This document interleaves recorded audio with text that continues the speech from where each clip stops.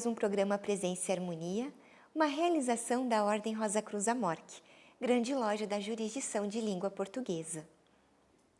Hoje vamos conversar sobre longevidade. Quem está conosco é Gustavo Bog, que é consultor e coach. Confira!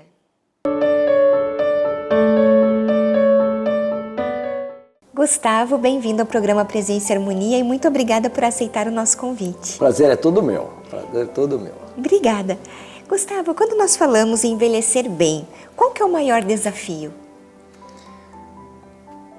Para uma pessoa envelhecer bem, ela precisa, na realidade, equilibrar uma série de aspectos. Eu diria, talvez, o primeiro aspecto é a saúde. Eu tenho um médico amigo meu que diz que quando a gente tem saúde, a gente tem muitos projetos.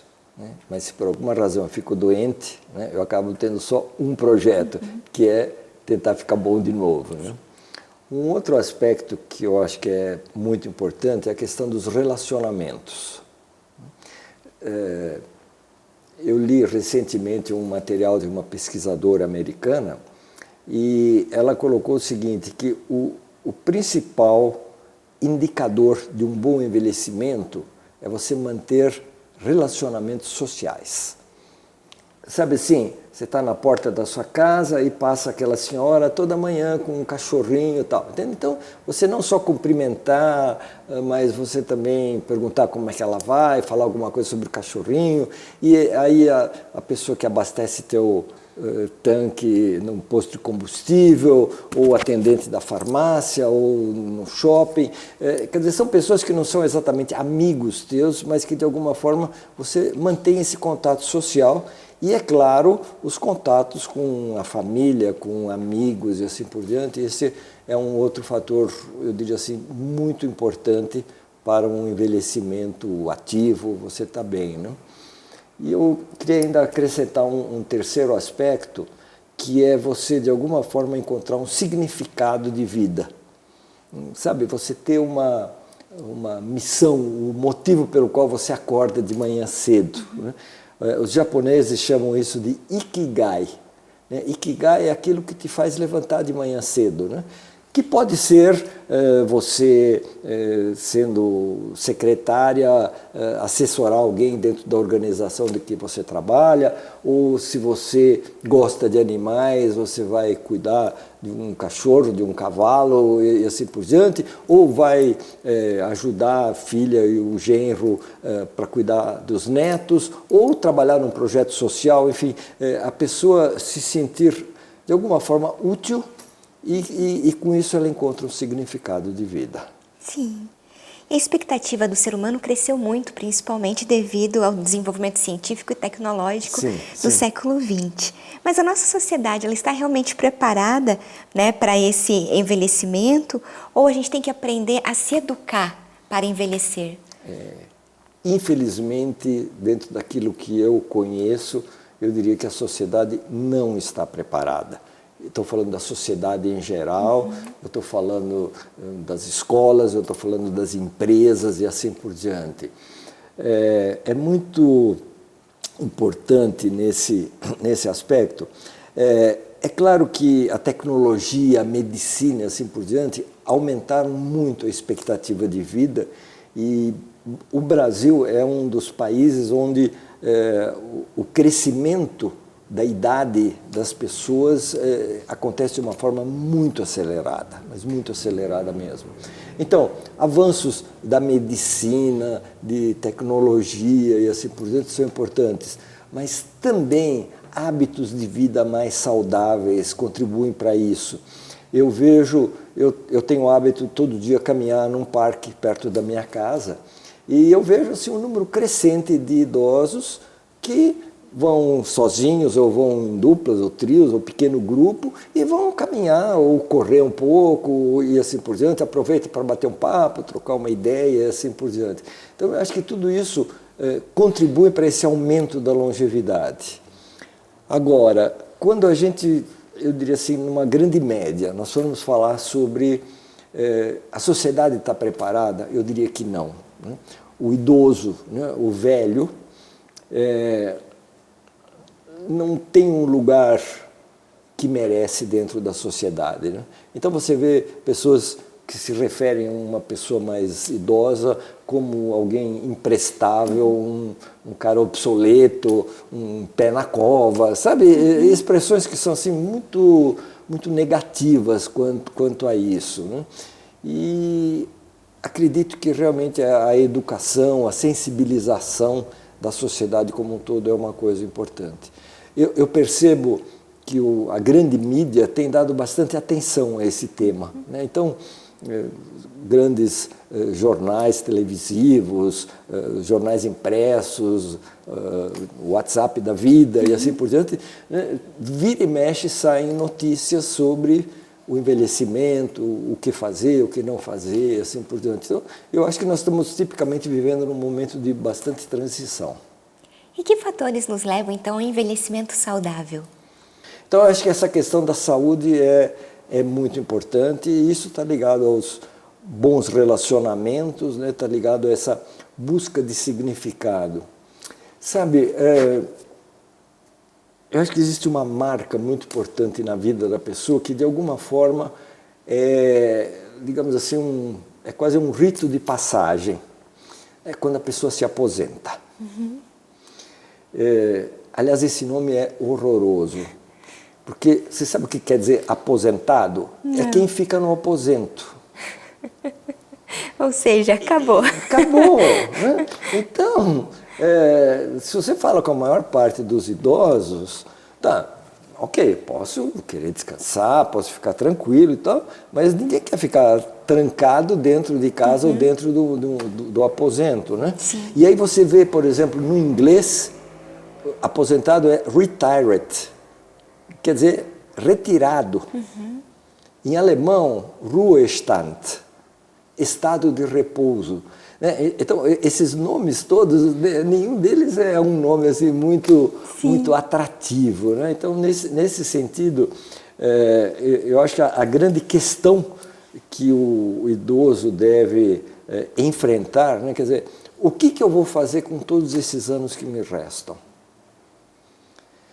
Eu não quero entrar nas considerações políticas, mas que a famosa reforma da Previdência é algo assim absolutamente mandatório. Já passou da hora do Brasil resolver isso. Uhum. Né?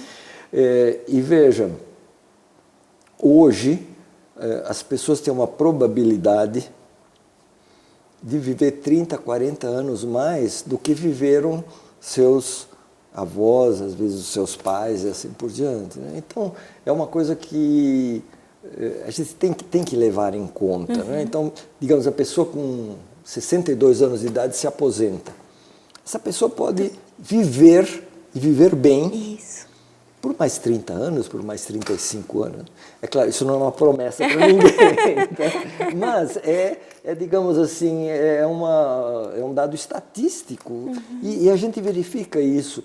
Eu tenho observado, dentro dos meus relacionamentos de família, de amigos e assim por diante, se há 40, 50 anos atrás era uma raridade uma pessoa morrer com mais de 100 anos, hoje em dia, eu não vou dizer que é o comum, mas é muito mais frequente você ver pessoas, às vezes, faleceu com 105 anos de idade, faleceu com 107 e assim por diante. Né? Então, é um dado de realidade essa questão da longevidade e a sociedade não está preparada. Eu costumo dizer que os idosos de hoje em dia são pioneiros na busca de novas formas de envelhecer. Na história da humanidade não tem, vamos chamar assim, know-how acumulado, dizer o que é envelhecer bem. É verdade, estamos aprendendo. Estamos aprendendo mesmo. E, Gustavo, o desenvolvimento psicossocial e a personalidade, elas mudam na terceira idade? Ou nós podemos dizer que os nossos anseios e expectativas se transformam? Eu diria assim que a personalidade, eu não sou psicólogo, mas por tudo que eu li e sei, a personalidade, uma vez formada, ela tem uma estrutura básica que se mantém ao longo da vida. Uhum. Né? Então, eu acho que isso pode ter alguns ajustes, mas a linha básica continua a mesma. Mas, obviamente, os anseios mudam e mudam muito. Eu observei uma coisa, que ao longo da vida, a gente tem uma série infindável de tem que. Eu sou criança, tem que ir na escola. Se eu vou na escola, tem que prestar atenção, tem que tirar nota boa, né? Tem que fazer esporte, tem que, né? E aí vem a fase da adolescência, o jovem, né? Aí tem que casar, né? Se bem que hoje em dia o casar não é tão obrigatório assim, né? Mas pelo menos ter um relacionamento estável, né? Aí depois tem que ter filho, tem que comprar uma casa, tem que comprar um carro. E essa lista de tem quês é uma lista interminável de obrigações. Agora veja, quando a pessoa chega, por exemplo, aos 60 anos de idade, ele começa a se questionar se realmente na vida dele ele tem que ter tanto tem que. E aí se desperta o lado do eu quero. Uma das coisas que é uma boa lição de longevidade, né? Mas se eu fizer isso, o que os outros vão pensar? O que meu vizinho vai pensar? O que minha mulher ou meu marido vão pensar, assim por diante? E nessas alturas, o idoso, para usar uma linguagem assim, bem comum, né, ele está se lixando para o que os outros pensam. Não é tão fácil isso, né? A gente se desapegar desse modelo. Mas o idoso, ele tem, e muitos idosos colocam assim, essa está sendo a melhor fase da minha vida. Sei lá, eu todo dia acordava às 6 horas da manhã, ia trabalhar às 8h30, tem que estar no escritório ou na fábrica, assim por diante. Agora eu não preciso mais, se eu quiser, eu acordo cedo, mas se eu quiser dormir até às 10, 11 horas da manhã, eu durmo e não tenho que dar satisfação para ninguém, sabe? Então, eu acho que essa libertação desses referenciais é uma coisa que realmente ajuda muito. É claro que você não se livra de todos os tem que. Sim. Né? Em sociedade. A vida em sociedade exige isso. Mas eu acho que na medida em que a gente pode ressignificar todos esses elementos, né, eu acho que dá para a gente ter uma vida um pouco mais tranquila, entende? Então, eu acho que os anseios sim mudam, sem dúvida alguma, né? Mas é muito importante encontrar coisas, atividades, relacionamentos que deem significado à tua vida. Sim, então a espiritualidade é uma questão muito importante. Claro, porque a espiritualidade, eu acho que de alguma forma, ela é uma busca de significado, né? Aquelas clássicas perguntas, quem sou eu, né? De onde eu vim, para onde eu vou, qual o significado da minha vida e assim por diante. E digamos o seguinte, né? Na infância, na adolescência, na idade mais madura, assim por diante, a gente tem uma série de aspectos que de alguma forma estão mais ligados ao mundo material. E é importante, né? A pessoa tem que ser autônoma do ponto de vista financeiro, ter uma educação, ter uma profissão e assim por diante. Mas eu acho que à medida que a pessoa envelhece, essa dimensão espiritual ela vai crescendo de intensidade. E é muito importante, né? Então, eu diria, quando eu estou falando de espiritualidade, eu não estou me referindo necessariamente a nenhuma denominação religiosa, mas, sabe, você se encontrar contigo mesmo, você fazer tuas orações, você fazer meditação, uma coisa que eu acho que ajuda muito o trabalho voluntário, né, nessa busca de espiritualidade. Então, eu estou dizendo, são algumas coisas, você está mais feliz com coisas do dia a dia, entende? Sabe, ter esse sentido de gratidão. Eu acho que tudo isso faz parte de um desenvolvimento humano e emocional e espiritual. Eu sinto que quando a gente fica mais velho, o lado material ele deixa de ter tanto significado, né? E mesmo porque vamos dizer o seguinte, o meu lado material, o meu corpo, né? Com a idade, é inevitável que comece a haver uma decadência física.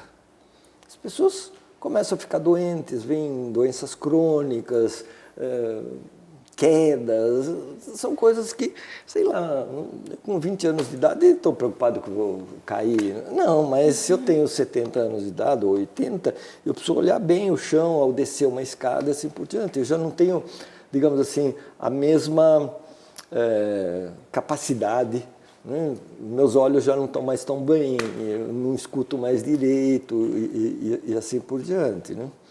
Eu tenho, se você me permite, eu vou falar assim, uma questão de limitação, né? Eu digo isso porque é uma experiência pessoal. Eu moro numa casa em São Paulo e em frente à casa tem um lindo pé de nogueira. Nogueira pecan, maravilhoso. As maritacas adoram que comem todas, não sobra nenhuma para mim. Mas na época do outono e inverno, todas as folhas da árvore caem. A árvore deve ter quase uns 25 metros de altura. Obviamente, aonde caem as folhas? No telhado e nas calhas. E quando terminou de cair, eu a vida inteira o que eu fazia? Eu subia no telhado, uma vassoura, tirava 10 sacões de lixo e tal, com folhas e assim por diante. Bem, há uns 2, 3 anos atrás, um amigo nosso foi limpar uma calha, não sei o quê, e ele caiu da escada, ficou 2 semanas na UTI, quebrou costela, eu sei que foi um negócio e tal, né? E aí, minha mulher, meus filhos disseram, Gustavo, você não vai mais subir, não sei o quê e tal.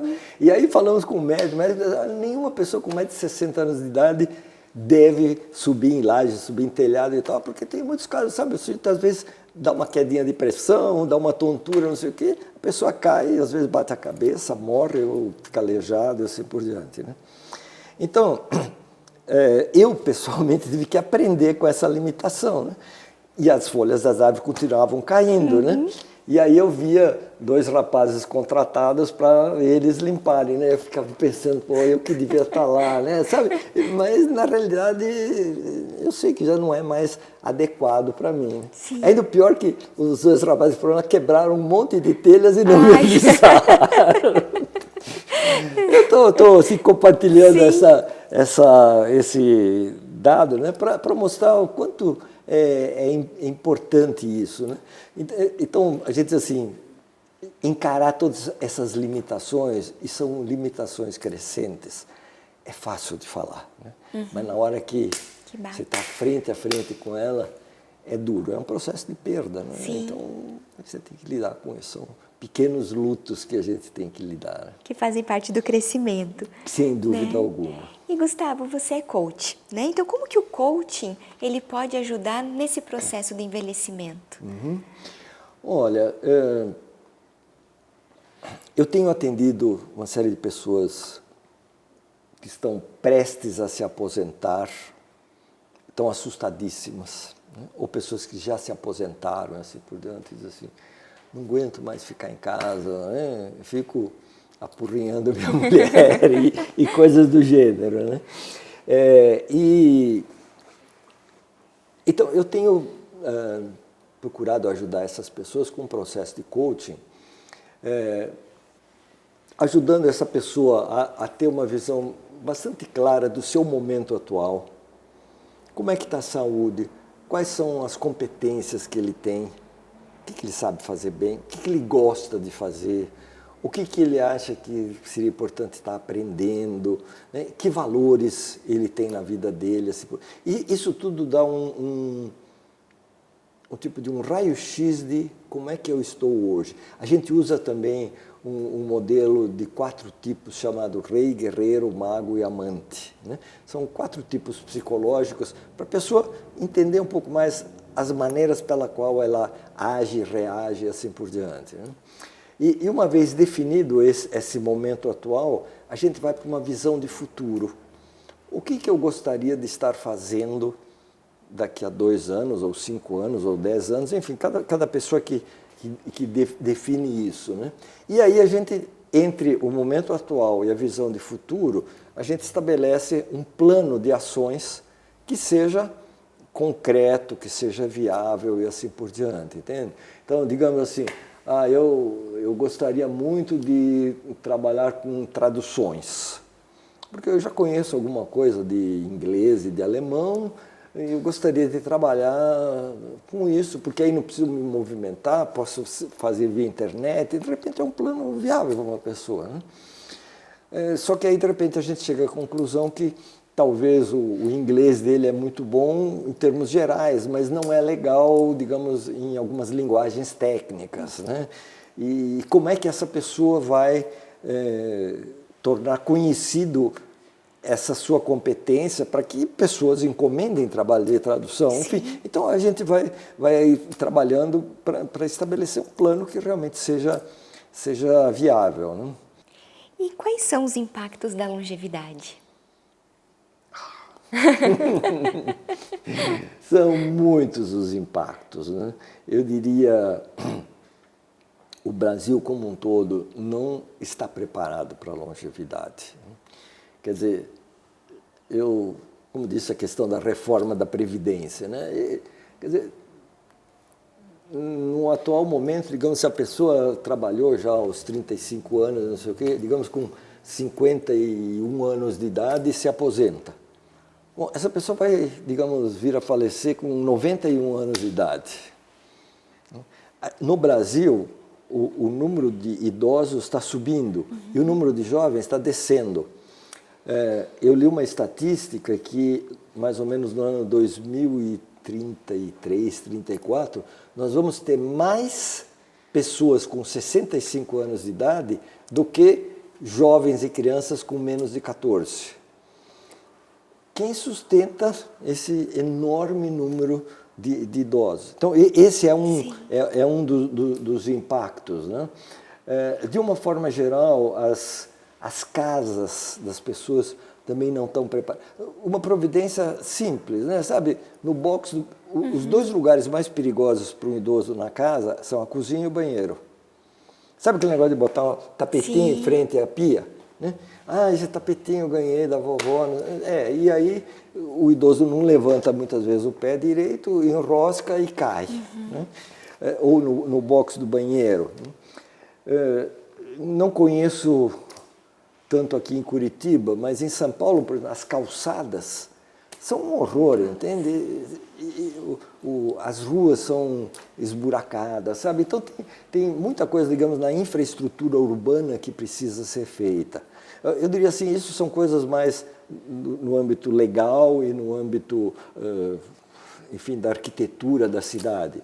Mas eu acho que muita coisa também tem a ver com o lado emocional, né? A relação do idoso com a família, com amigos, com a possibilidade, as empresas abrirem realmente possibilidades de trabalho para os idosos. Hoje em dia, eu digo isso com tristeza, né? Eu tenho feito coaching também para gente mais jovem. O sujeito fez 40 anos de idade. Ele é considerado velho. Não consegue arrumar um emprego. Então, imagina alguém com 60, com 70 anos de idade. Né? Então, muitas vezes as empresas homenageiam. Sim, está aqui o senhor Antônio, que trabalha conosco há 40 e poucos anos e não sei o quê.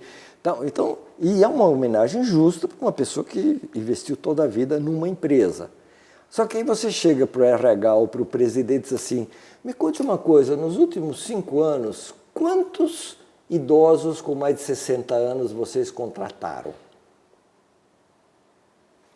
E aí o mal-estar. Então, eu acho que no âmbito da família, no âmbito do trabalho e assim por diante, muita coisa precisa ser feita para encarar de uma forma positiva esses desafios. Né? Países europeus, Estados Unidos, tiveram muito mais tempo de se preparar para isso. Sim. E o nosso tempo é muito curto. E a grande verdade é que não há, digamos assim, um foco, uma atenção realmente para as necessidades do idoso. E você publicou um livro, né, com o título Envelhecer de Bem com a Vida. Sim. Então, o que significa? Qual é o significado de envelhecer bem com a vida? É tudo isso que a gente conversou. Não, mas, sabe, o envelhecer de bem com a vida, eu diria, basicamente, é você ter a tua dimensão espiritual bem desenvolvida, né? Você ter alegria, né? Você curar o teu passado. Muitas vezes a pessoa tem 68 anos de idade e fica mastigando coisas que aconteceram aos 8 anos de idade, né? Então tem 60 anos, o sujeito está ali, né? Não perdoa o meu pai porque ele fez isso ou não fez aquilo e assim. Então, sabe, a gente de alguma forma limpar esse passado, né? Ter uma visão de futuro, né? Quais são, muitas vezes se diz assim, quando a gente fica velho, os sonhos se acabam. É justo o contrário. Quando os sonhos se acabam, é que você fica velho. Né? Quando você fica velho, você não brinca mais. Não, é quando você para de brincar, é que você começa a ficar velho. Entende? Então, eu estou respondendo assim de uma forma geral, né? Mas eu acho que o envelhecer de bem com a vida é isso, você ter as tuas necessidades básicas atendidas, né? E você encontrar um significado de vida, ter bons relacionamentos, ter uma saúde legal e assim por diante. Eu acho que isso tudo possibilita você poder viver a vida com alegria, né? Eu acho que quando a gente tem alegria, é sinal que tem um monte de coisa na vida. Eu não estou dizendo assim um riso falso, um riso hipócrita, mas realmente ter uma alegria no coração, uma gratidão, eu acho que isso tudo são indicadores de que você está envelhecendo de bem com a vida, né? Sim, Gustavo, agradeço muito sua participação aqui conosco.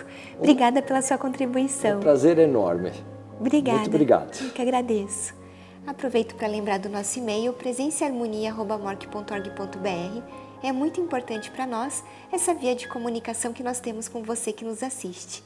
Agradecemos a participação conosco hoje e até o nosso próximo encontro. Paz profunda.